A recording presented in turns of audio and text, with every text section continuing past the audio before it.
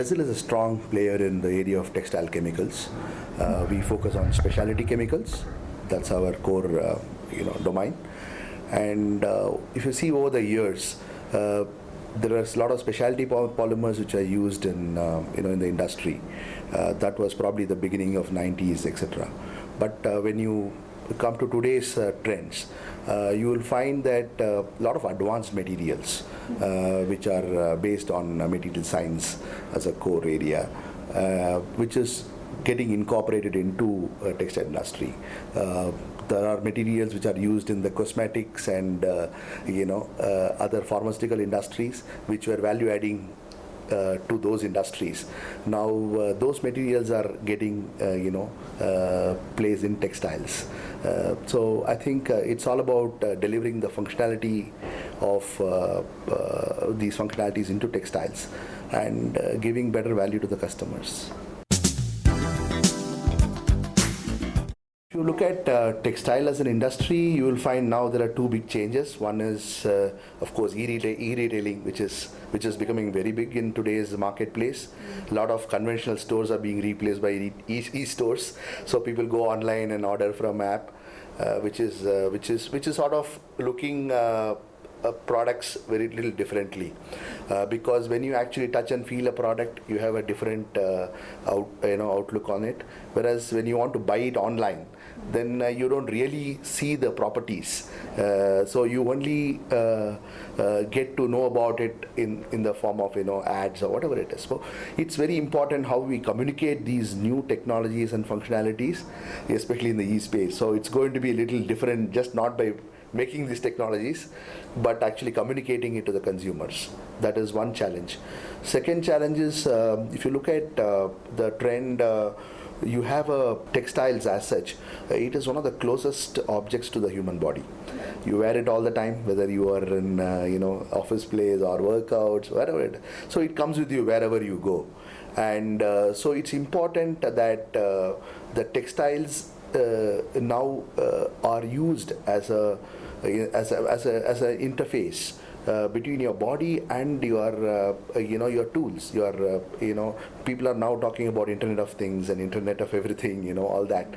So you need to basically look at how this textile as an article can be used as a medium to communicate your health, hygiene, and wellness aspects of it to the end consumers. So I think a lot of wearable technologies are coming into picture. So the trend is towards developing these wearable technologies in textiles for communicating your health and wellness of a human being. We have to look at how to deliver these wearable technologies by incorporating either the materials or using the chemical and material technology which is available today for sensing or for measuring something and communicating that to the consumer. So these are long-term research projects. So we need to work with the research institutes, develop how to measure it and how to actually embed some of these things into the textiles. And textile again goes through a lot of washing. It's not an article which is static, so it's flexible. So you need to put a lot of washing into it and cleaning, scrubbing, so many things it goes through. So these technologies, what is embedded onto textiles, should not get washed away when you actually use them. So a lot of thoughts have to go into the usage of these textile articles, and then design the whole chemistry and materials that go into these kind of technologies. Our strength is about building functionalities onto the silicone backbone and creating new molecules out of it. This is something quite difficult to do, and as a company we have a lot of capabilities and expertise which we have built in that side. And the second challenge is about taking these molecules onto textile surface. Again, you have formulation technology and other technologies play a role in taking these kind of polymers onto the textiles. So we have got a lot of experience in doing that as well. One aspect of silicone is that it's quite environmental friendly. What silicone does, actually, if you see that silicone is actually derived from sand, which is nothing but SiO2, and which is all natural things. And then the silicones, once it is derived, it is used for a variety of applications. You will find a lot of silicones used in pharmaceutical application. For example, anti-flatulence. They are used for reducing the gas in the stomach and all that. So it comes out of the silicone molecule. It helps to deform and antiform the foam which is formed. So it's quite safe, actually, silicones, as far as the human body is concerned. And it's dermatologically very safe, because you will find a lot of silicones being used onto the skin creams, lotions, the shampoo conditioners, which are nothing but silicones. And you will find silicones everywhere, actually speaking. Any application you touch, be it a computer or a leather shoes or textiles or anything you can think of, you will find silicones in that. So silicone is quite safe. When you get into the environmental aspects of silicone, being a polymer, it takes longer time to degrade. So it's something which is of naturally applicable to all the polymers, but it is completely biodegradable. So it is used in variety of industries because of its biodegradability, which is not like other plastics where some of them don't degrade fully. So silicone is quite safe in that aspect. And if you look at changes, what's happening in the industry as such, textile industry as such, you will find the textile industry has a big challenge of managing water, because most of the textile processes uses water as a core medium for application, be it dyeing, be it finishing, or any other processes, or even washing, for that, house laundry for that matter. So the textile industry uses a lot of water, and one of the directions in which the industry is moving is to cut down these wet processing as such. So most of the finishes which are now used in the wet processing stage, they are all getting inbuilt into the fiber or the yarn stage. So if you look at the complete textile value chain, you will find it starts with the fiber, then the yarn, then fabrics, then finally the article. So there be it a garment or something. So if you look at the functionality building, that is happening at the yarn or fiber stage now, so that it need not be processed further to using water to apply various other chemicals. So it's so this is a big change which is going to happen as far as the trend is concerned. So maybe some of the silicone functionalities which can be inbuilt at the time of making the fiber or the yarn itself. So that is one of the research work which happens, which is happening all over to get these functionalities done in the textiles. Sustainability is definitely a real buzzword. And if you look at sustainability, people talk about saving the environment at the end of the day. It's all about environment. And because of global warming and various other things which happens now in on the Earth's surface, sustainability is become more and more important. And you will find that anything which the industry can do to save energy, save water, save chemicals, so it is all welcome. And so if you look at if you look at the chemistry side of the whole thing, most of the technologies are being built today in Resil. We focus on sustainability as one of our core pillars, and whatever technology we come out as products, these products either help to save energy by reducing the number of washings, or by saving water itself for processing, and it uses green chemistries which actually biodegrade, and also uses natural products in most of the technology. So we are trying to build sustainability, the whole game into one package, which is a big value for the consumer at the end of the day. And of course, most of the brands and retailers today, they have their mission as sustainability. If you go to walk into any of the big brands today, so So they all support this exercise. So they switch over from chemicals which are non-sustainable to a sustainable. So the value, there is a lot of value which they see, and we also work with them closely to build that products which can really deliver that.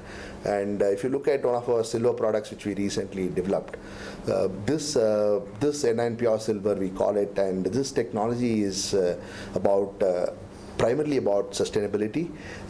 Most of the chemicals which are used in textiles today, they leach out and wash into environment. So while either usage or washing, cycles, but you will find that the technology, some of the technology what we have worked, especially the N9 Pure Silver, it does not leach into environment, which means that you are not really affecting the environment by pushing the chemicals into the wash waters. So this is one aspect of looking at sustainability. And the other aspect is about how much you load, how much of chemicals you load onto a textile. And the minimum you load is always the better, because you are not really loading the environment ultimately. Because any chemical you produce, it's going to go to environment in some form or the other, be it in the garment or it gets washed off. So we also design chemicals which requires at the minimum dosage how you deliver maximum performance. So that is something which we always keep in mind, so that it passes on the efficiency to the consumers and also to the processes in between, and we create value in that process. Today the whole chemical industry is highly regulated, which means that anything which you want to sell anywhere in the world, you have to comply with a lot of global regulations, be it Europe or be it China or Korea, for example. Now most of them have implemented what is known as the REACH, which is for the control of regulations for control of chemicals, and this has become a global norm today. And unless you have chemistries which are for which what is exactly what is the end point in terms of its sustainability, toxicology, environmental impact, without knowing that, you cannot really use or supply a chemical across the globe. So anything and everything what you produce and develop, you have to be really conscious about how it is going to be with respect to its safety data sheets. And globally you find that most of the chemicals which are used are compliant in terms of most of the REACH laws and some people call it ROHS laws. So you will find that the compliance is growing, and we as a company, we are very, very, very conscious about what we use today as a technology platforms, and how it can be safely delivered to the consumers. So I think as far as standards are concerned, there's nothing called Indian standard and global standard. So if you look at SMEs today, they cannot look at products for locally, because many products are getting produced here and exported everywhere in the world. So I can't say that I will produce only for an Indian consumer, because 80% of the business happens through exports in many of the sectors, especially textiles and all that. So you will have to be conscious about the global rules and regulations. So SMEs have to actually build companies, with keeping the global regulations in mind, and one cannot survive without that. Today, most of the companies or industries, you find that the focus is basically on the product development, which means that you are very close to the customer in the value chain, so you understand quickly what the customer wants. But when you go back to the research, most of the research projects are few years. You need to do that and deliver. So parallelly, if you have to do a quicker processes and development, you need to collaborate with the research institute for long-term projects, so that you have your R&D pipeline full all the time. Otherwise you will dry out on the product pipeline. So it's important to collaborate, And number two, that R&D also requires a mindset, which is you need to be calm and think, and it's a research environment. So the research institutes, we have some of the best brains in India, the IITs and all that. So we can innovate on any area in today's context, because there are a lot of funding also available from the government. And so this, when we collaborate with the institutes, you can think of bigger projects. Otherwise, you end up doing only small projects when you do in-house. So long-term, bigger projects can be implemented by collaborating with research institutes. We collaborate with IITs and ARCI and various other laboratories, and so that we can use their skills and knowledge and for leveraging technology. And we have successfully done in the past collaborations with these institutes, and we are also doing many projects with them even at present, so that we can deliver many of the new products and innovations to the market. And I think as far as the small companies are concerned, SMEs are concerned, I think there's a lot of scope. The research institute, in fact, look out for industry, and it's only a gap, which is basically awareness is, I would say, and also the relationship between the institute and the industry has to be positive. So you have to look at their strengths in terms of knowledge and skills, and they should look at industry with respect to how their products and innovations can be commercialized, actually, because invention is one side, innovation is on the other side. You need to really take the invention to a commercial product. So that's where the innovation happens, and finally everybody is successful, and we can put India into a bigger path, better path. In the R&D lab, could you mention some of the equipment that is present here, and what is the kind of research work or quality control measures that take place for the company in the R&D center? Yeah, basically the quality is a backbone of any industry, and we focus a lot of test methods and protocols. We follow international methods to comply with the international standards, and you will find a lot of instrumentation around here. The key instruments are basically analytical instruments, like the GC or particle size analyzer and UV visible spectrophotometers. So these instruments actually help us to control product quality across, and especially formulations. You will find them quite useful. You will also see that in our laboratory, a lot of research which is happening on the textile surfaces and substrates. This is possible only because some of the instrumentation help us to understand how these chemistries work on the surface of textiles, how we can integrate them, how we can make them perform. I think that's something which we are doing. And globally, I think most of the labs require international accreditations. Our company, if you really see, we have got ISO 9001, ISO 18001, 14001. We have got certifications which are really, which takes care of safety, health, occupational health, and also environmental standards, which will come with all our labs and research labs. And some of our labs are also recognized by DSIR, which is Government of India recognition for conducting research for Indian environment. So we have quite a bit of credentials as far as our labs are concerned. Could you mention some of the research projects that are ongoing right now, and if you can shed a little bit more light on that? Research projects, there are a lot of technologies on which we work as of now. We are looking at technologies like cooling and heating technologies on textiles, because India is a tropical country, right? And people typically sweat a lot because of the weather.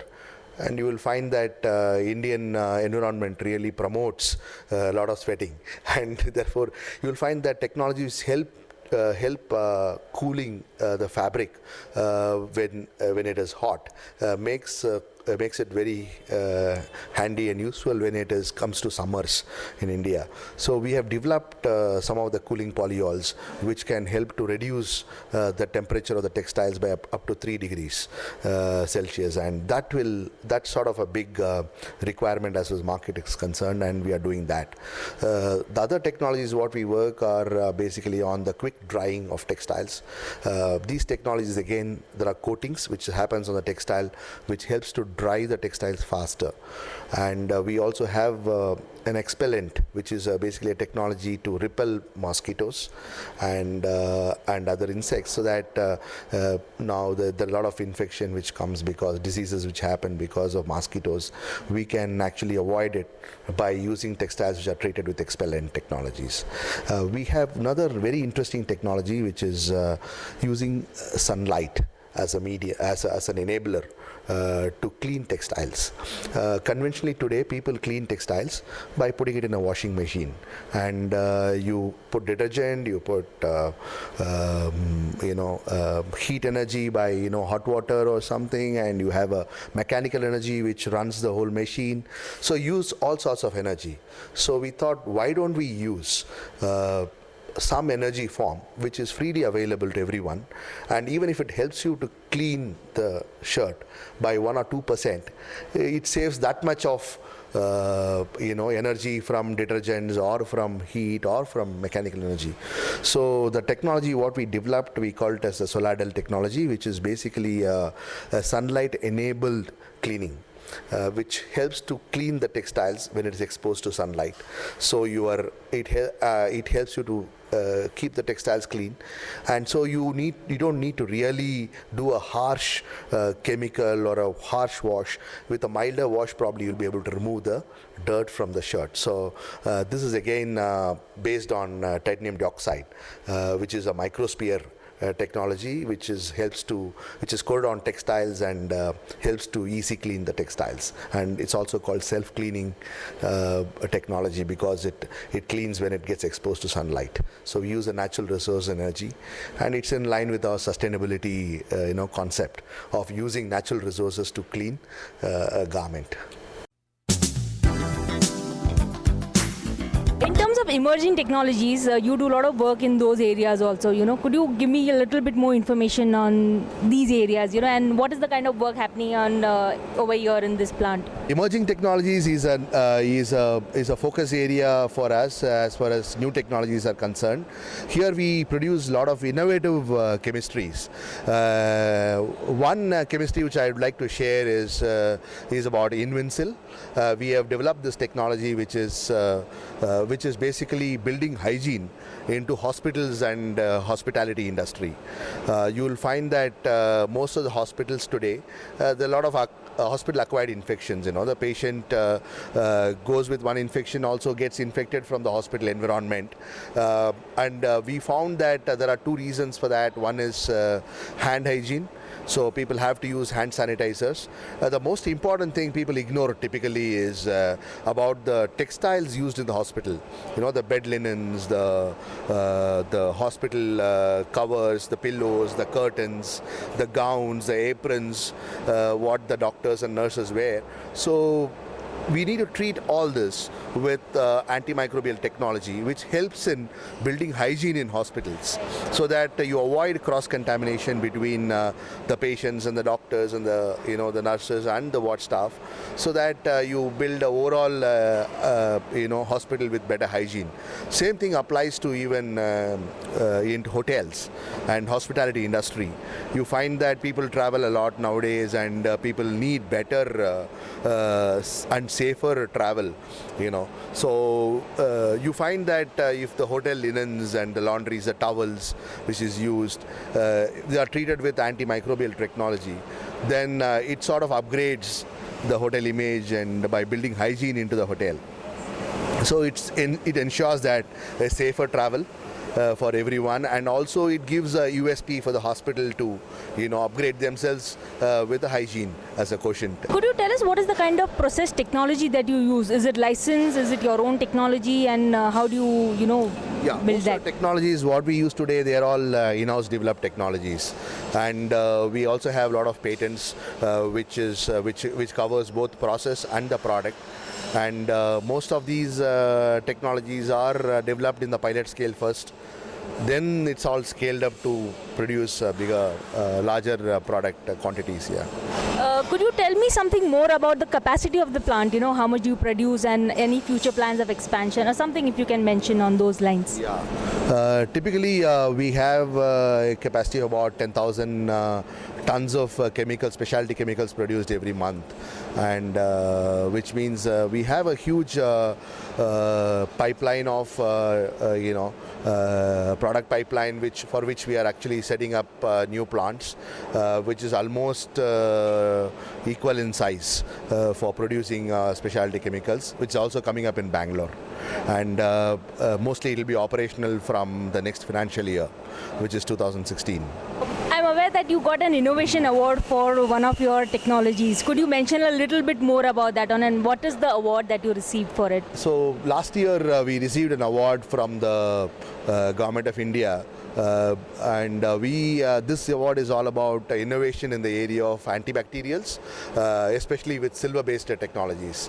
And silver, as you know, is a 3,000-year-old material, known to mankind. People have, humans have been using that as an antibacterial. You will know that silver cups and spoons are used for the newborns, and people eat in silver plates, wear silver ornaments. It has got antibacterial property which is natural, and we extended this silver bacterial technology to textiles. So we won an award basically for building a silver molecule composite which helps in treating textiles and make it antibacterial, so that you inbuild hygiene and wellness into textiles, and thereby you basically help the people from getting contracted with infections, or also the malodor is one of the most important things which is controlled by silver. You find India kind of country, people sweat a lot, and if you can build hygiene and anti-malodor properties to textile, so it will be quite useful for all sides of apparel, whether it is innerwear or outerwear or jeans or anything. So a lot of companies have already adopted this technology and put it in the marketplace. So it is on all sorts of textiles.